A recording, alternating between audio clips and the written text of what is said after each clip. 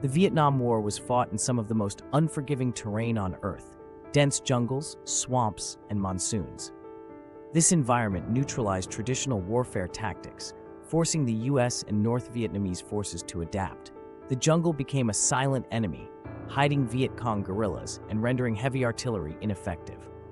The stage was set for a war where technology would either triumph or be humbled by nature. Enter the UH-1 Huey helicopter, the symbol of American air mobility.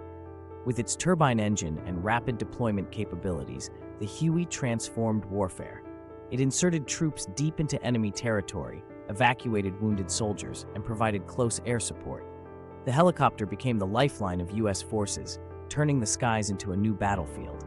But even this marvel had its vulnerabilities. To support ground operations, the US deployed advanced jets like the F-100 Super Sabre, capable of supersonic speeds and precision bombing.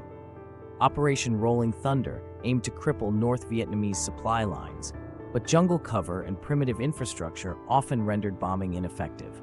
The skies were contested, and technology alone couldn't guarantee victory.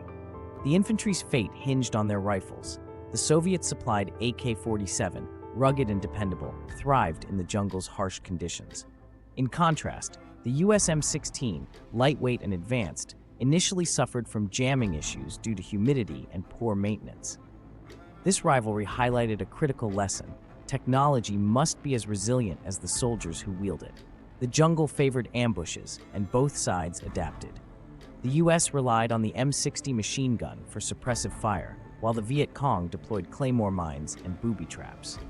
Every technological advantage was met with guerrilla ingenuity.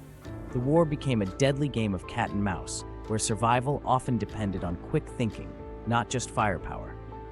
The M48 Patton tank and M113 APC were designed for open warfare, but the jungle demanded adaptability.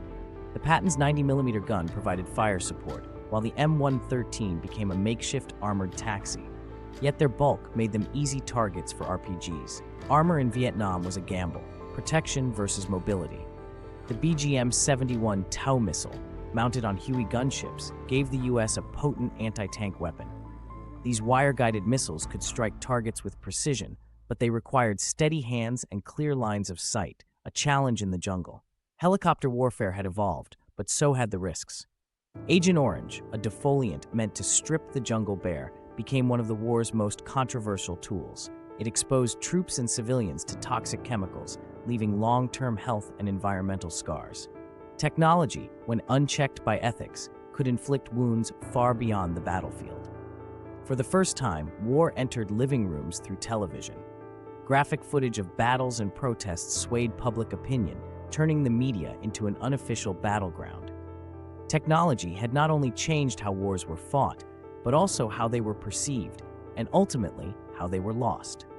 The Vietnam War's technological legacy endures.